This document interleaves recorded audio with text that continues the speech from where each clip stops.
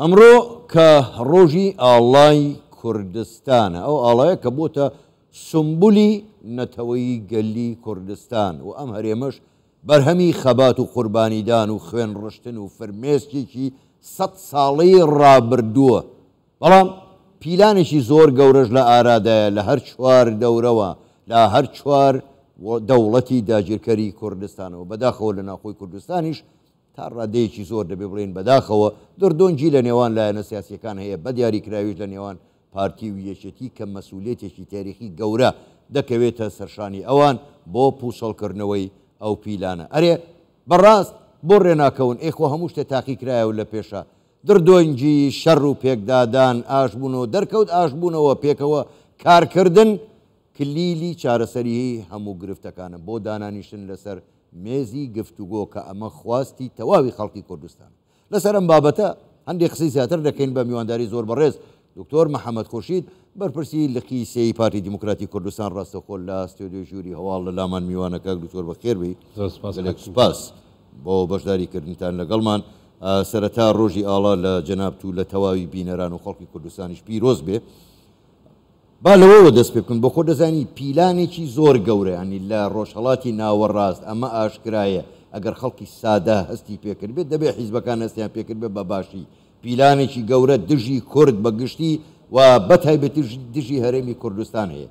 بۆ پوچۆڵکردنەوەشی دەبێت هیچ چارێک نییە پارتی و یەکێتی پێکەوە دانیشن ڕێک بکەون دەتوانن ئەو پیلانە پوچەڵکەنەوە بەس پرسیارەکە ئەمەیە بۆ دانانیشتن بەناوی خی گەورە منی شەروەک جەنابەت سەرەتا پیرۆزبایی یادی ئاڵای کوردستان ڕۆژی بەرزکردنەوەی ئاڵای کوردستانەکەم ئەو ئاڵایی کە تێکۆشەرانی کورد لە کۆماری کوردستانەوە تا ئێستا پاراستویانە و ئینشاءڵڵا بە شکاوەی شەمێنێتەوە پارتی دیموکراتی کوردستان لە دوای کۆنگرەی چواردەی خۆی لە بەلاغی کۆتایی کۆنگرە پەیامەکەی زۆر ڕوون و ئاشکرا بوو چ بۆ لایەنە سیاسیەکان چ بۆ یەکێتی نیشتیمانی کوردستانیش هەموو لایەک تەوەقوعمانە کرد کە ئەم دانیشتنە تۆزێک زووتر لەمەی کە ئێستا بواە بکرابایە بەڵام بەداخەوە ناگەڕێنەوە بۆ ئەو حادسە ناخۆشانەی کە ڕوویدا و دواتریش هەندێک بڕیاراتی تیمی یەکێتی لە ناو وەزارەت و لە ئەنجومەنی وەزیران وای کرد کە دانیشتەکان تۆزێک تاخیرتر بکرێ بەڵام لە دوا کۆبوونەوەی مەکتەبی سیاسی بە ئامادەبوونی جنابی سەرۆک بارزانی لە هەفتەی کۆتایی هەفتەی ڕابردوو بڕیارەکان هەمووی دراوە کە پێویستە لەگەڵ یەکێتی نیشتیمانی کوردستان دابنیشن و گفتوگۆی دروستیش بکەن لەسەر چارەسەری کێشەکان ئێمە لە پارتی دیموکراتی کوردستان چاوەڕێی وەڵامی یەکێتی نیشتیمانی هەر کاتێکەوان ئامادە بوون دانیشتەکە ئەبێت و بە خۆشببینیشەوە سێری ئەو دانیشتنی ئومێدێکی گەورە هەیە بە خۆشببینی زۆر باش کاک دکتۆر با بێمەوە جەنابەت بەرپرسی لقی سێی لە کەرکووک شاری داگیرکراوە ئەو شارێک کە بەردەوام خوێنی هەیە چۆڕێ ئەبینی ئەمڕۆ ڕۆژی ئاڵایە ڕێگریان لەوە کرد تعریب بە بەردەوامی هەیە ئەو تعریبەی ئێستا لە کەرکووک هەیە زمانی سەدام حوسێنیش نەبووە بە ئاشکرا لە بەرچاوی هەموو دنیا بە بەرچاوی حکوومەتە تازەکەی عێراقیشەوە تعریب بەردەوامە خەڵک دێنن کەواتە پێدوانیە بۆ ڕێگریکردن لەم تعریبە بۆ ڕێگریکردن بۆ پوچەڵکردنەوەی ئەو پیلانەی کە هەیە دژی هەرێمی کوردستان لە بیرمان بێن نەیاری سەرەکی خەڵکی کوردستان عێراقە پارتی ناتوانێت بڵێ یەکێتی ناتوانێت بڵێ ئەوانە دوو نەیاری یەکین کەواتە باشترین چارەسەر ئێستا بۆ ڕێگریکردن لەوە یا هیچ نەبێ بۆ ئەوەی کە ئیتر هەنگاوێک بەرەو جێبەجێکردنی مادەی 140 بچێ باشترین حەل هەر ئەوەنی ئەبێ ڕێ بکەون لەسەر سەقفە نەتەوەییەکە جەنابەت و بینەرانی بەڕێزی کەناڵ 24 بزانن کە لە دوای خیانەتی 16 ئۆکتۆبرەوە بەڕاستی مەسەلەی ئاڵای کوردستان لە کەرکووک منعکراوە بەڵام پارتی دیموکراتی کوردستان هەرگیز نەهێشتووە کەرکووک بەبێ ئاڵا بێ هەتا ئیمڕۆ کە دوێنێ چەند چالاکیەکی ئاڵا ئەنجام دراوە دانانی ئاڵا و ئیمڕۆژ کە من هاتم بۆ خزمەتی ئێوە بینەرانی بەڕێستان چەند وێنەیەکیان بۆم ناردووە کە ئیمشەویش لە گەڕێکی شۆرجە و لە هەندێک گەڕەکانی تریش ئاڵا هەڕواستیوە لە داقوق لە تۆپزاوە لە ناوشاری کەرکووک ئەوەی کە ئەگەدار بم بە من گەیشت بێت زیاتر لە 100 شوێن ئاڵای کوردستاندان دراوە هەر بۆی کە بزانن ینی نەمانێشتوە کە ئەو حاڵەتە لە کەرکووک دروست بێ هەرچەندە لەکەنەوە هێزە ئەمنیەکان ئەچێن جێیش هەشتی شعبی ئەچن ئاڵاکان داگرن بەڵام خەڵکی کەرکووک هەر ئاڵادا ئەنێتەوە مەسلەی کەرکووک مەسلەیەکی جیاوازترە لە هەرێمی کوردستان ڕێکەوتن لەسەر کەرکووک جیاوازترە من پێم وایە پارتی و یەکێتی بەیەکەوە لە بەغدا ئەبێ ئەو بڕیارانە جێبەجێ بکەن بەڵام نایشارمەوە گرفتێکی تری ئەساسیشمان هەیە لە کەرکووک کە ئێمە بێ ئەوی چارەسەر بکەین لە قیادەی پارتی و لە قیادەی یەکێتی.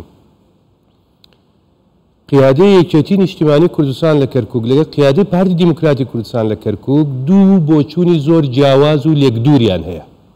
ئەنێمە یەکێک لەو گرفتە ئەساسیانەیە کە ئەگەر ئێمە وەکو قیادەی سەرەکی پارتی و یەکێتیش ڕێک بکەوین بەڕاستی ئەبێ ئەو ڕێکەوتنە جۆرێک لە جۆرەکان لە کەرکووک داڕێژرێتەوە بۆی کە بتوان نەگەرنا بەسەراحەت ئەڵێم ینی لەوانەیە سەر چی ناڕێکن لەوێ قیادەی پارتی لە کەرکووک ئەو قیادەی یەکێتی بە خیانەتباری 16 ئۆکتۆبر زانێ و پەیوەندیەکان لە ئاستی سفردایە لەگەڵ ئەو قیادەیە. یعنی هەتا لە هەولێر لەوانەیە هەندێک پەیوەندی هەبێ لە شوێنەکانی تر پەیوەندی هەبێ بەڵام لە ئاستی کەرکووک لە مستوای سفردایە. بۆیە شێوازی کارکردن لە کەرکووک لەگەڵ شێوازی کارکردن لە هەرێم جیاوازی زیاتری هەیە و گرفتەکە سەرەکیەکەم کو جەنابشت ئیشارەتدا ئەوەیە کە ئێمە باجە سەرەکیەکە لە کەرکووک ئەدەینەوە. تعریب لەوێ ئەکرێ کەرکووک هێڵی پێشەوەی کوردستان سەنگەری پێشەوەی بەرگری هەرێمی کوردستانە تعریب لە کەرکووک ئەکرێ خاکداگیرەکرێ ئاوارە ئەکرێت غەدر لە نەتەوەی کورد دەکرێ و هەموو ئەو فشارانەی کە ئێستا هەیە تۆ ئەتوێ کوردێکی پێ بچەوسێنێتەوە ئێستا لە کەرکووکەیە. بۆیە منیش لەگەڵ ئەوە وەکو کادرێکی قیادی ئەم حزبە کە ینی ئەو کاریگەریە کە ئەو ڕێکەوتنەی کە لە نێوان پارتی و یەکێتی ئیشەڵڵا ئەو دانیشتانە ینی خاڵێکی تایبەتی هەبێ لەسەر کەرکووک چۆنێتی کارکردنمان لە کەرکووک بۆ ڕێگریکردنەوە و ئەمەش لە بەغدا ئەکرێت بەڕاستی بە دەرەجەیەکی ژێمە بگەینە ئەو قەناعەتەی کە بتوانین دەسەڵاتی سەربازی لە کەرکووک بدەینەوە بە دەسەڵاتی مەدەنی و دەسەڵاتی مەدەنیش کە جاران مەحافظ کورد بوو ئەو پۆستە بۆ کورد وەربگیرێتەوە ئەوە گرنگە بەلامە. دکتۆر بۆ خۆ دەزانی ینی بیر و بۆچوونی سیاسی جیاواز شتێکی زۆر ئاساییە لەسەر تاسەری دنیا بۆ دەوڵەتان ئەوانی دەوڵەتیان هەیە ڕەنگە ئەوەندە مەترسی نەبێ لە سەر وڵاتەکە بەڵام بۆ ئێمە کە قەوارەیەکین نەیاری سەرەکیشمان دەوڵەتی عێراقە جا خەڵک پێی خۆش بێ کەسێکە بێ پێی خۆش بێ یان پێی ناخۆش بێ ئەمە حەقیقەتە عێراق داگیرکەری کوردستانە مەترسیەکە زیاتر لەسەر هەرێمی کوردستانە. ئەلێرەدا پێت وانە دەبێت بە زووترین کات پارتی وێچێتی کۆمەڵی شتیان هەیە بیخەنە لاوە لەسەر مێزی گفتوگۆ بیر و بۆچوونە جیاوازەکان با لاچێ ڕێبکەون لەسەر ئەوەی کە چۆن بەرەنگاری نەیاری سەرەکی کە دەوڵەتی عێراقە ببنەوە. تەجروبە ئەمەی بۆمان سەلباندووە ئێمە ئەزانین کە لە شەستەکان کە ئەو ئینشقاقە ڕوو ئەدات چی ڕوەدا ینی کوردستان چۆن سوتماکە کرێ لە دوای نەکسەی ساڵی 1975 چی ڕوەدات لە کاتی ئەنفال چی ڕوەدا و دوایی کە ئێمە ئیتفاقی ئیستراتیژی ئەەکەین لە دوای 2023 و ئەمانە ئەچینەوە بێگرتووی بۆ بەغدا هەرێمی کوردستان چۆن پێشەکەی و دوایەوەی کە مەرحوم مام جەلال کۆچی دوایەکە و ئەو فەراغانە کە دروستە بێ لە بینی پارتی و یەکێتی چۆن مافی کورچی لێ هات و خیانەتی 16 ئۆکتۆبری جارێکتر ئەو دووبەرەکیە دروستی کرد کە بەڕاستی ئەگەر یەک بەرە بواین و بەیەکەوە بواین لەوانەیە ئەو وەزعە بەم شێوەی ئێستانە بواە بۆی ئەم تەجروبەیە بۆ ئێمەی سەلماندووە ئەگەر پارتی و یەکێتی لە ئاستی پەرەنسیپە گشتیەکانی پاراستنی هەرێمی کوردستان لە ئاستی پاراستنی دەستکەوتەکانی هەرێمی کوردستان بەیەکەوە کار بکەن یەک گەلی کوردستان پێی خۆشە جەماوەری کوردستان نفسیەن مرتاحترە بێ اقتصادی کوردستان ئەبوژێتەوە ئارامی سیاسی دروستە بێ ئەمە لە نێو خۆی هەرێمی کوردستان لە دەرەوەی هەرێمی کوردستان لە ناوچێتدا بڕێنراوەکان فشاری کورد بۆ ئەوەی کە پاراستنی مافەکانی خۆی زیاتر بکات زیاترە بێت لە بەغداش کە بە یەک تیم کارت کرد ئەو کاتە حکوومەتی ئیتحادیش مەجبورە بەشێک لە فشارە توندەکانی خۆی لەسەر خەڵکی کوردستان و قوارەی هەرێمی کوردستان کەم بکاتەوە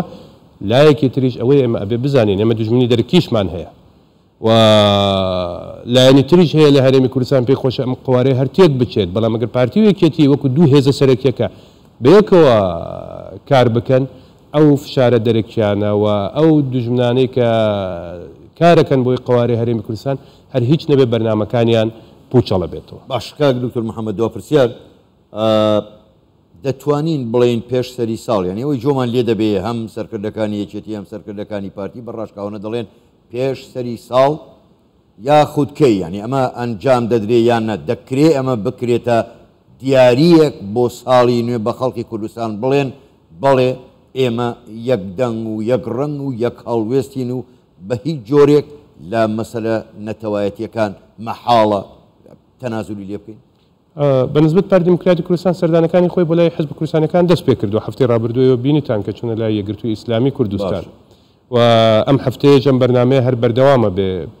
مەکتەبی سیاسی پارتی دموکراتی کوردستان تەمەناکە پێشتری ساڵم کۆبوونەوەوانە بکرێت لەگەڵ یەکێتی نیشتیمانی کوردستانیش بۆی لە ساڵی تازە لە جاتەوەی ئێمە خەریکی ئەوە بین کە چۆن یەکتری ببینین خەریکی چارەسەری ئەو گرفتانە بین کە هەردوو لا گلەیان هەیە لەسەری چکە هەردوو لە کۆمەڵێک شتیان بۆ یەکتری گۆڕیوەتەوە هەردوو لا گلەیان هەیە لە هەردوو حاڵەت و لێتان ناشارینەوە هەندێک گۆڕانکاریش پێویستە بکرێت لەوانەیە ئەم گفتوگویەیە کە بێگدانیشتن وا بکات تا ڕادەیەک یەکێتی نیشتیمانی کوردستانیش لەو داواکاریانەی کە هەیەی ڕازی بێ و پارتی دموکراتی کوردستانیش لەو بۆچوونانی کە هەیەی ڕازی بێ تەمەناکەین تەمەنای پارتی ئەوەیە کە پێشتری ساڵم کۆبوونەوەوانە بکرێت زۆر چاکە بە ئومێدی ئەوەی کە ئاشتەواییەکی ڕاستەقینە باڵ بەسەر کوردستانە بچێشێت زۆر بەڕێز دکتۆر محەممەد خورشید بەرپرسی لە قیسەی پارتی دموکراتی کوردستان گەلێک سوپاس لەگەڵمان سوپاس بۆیەوە شەوتان باش.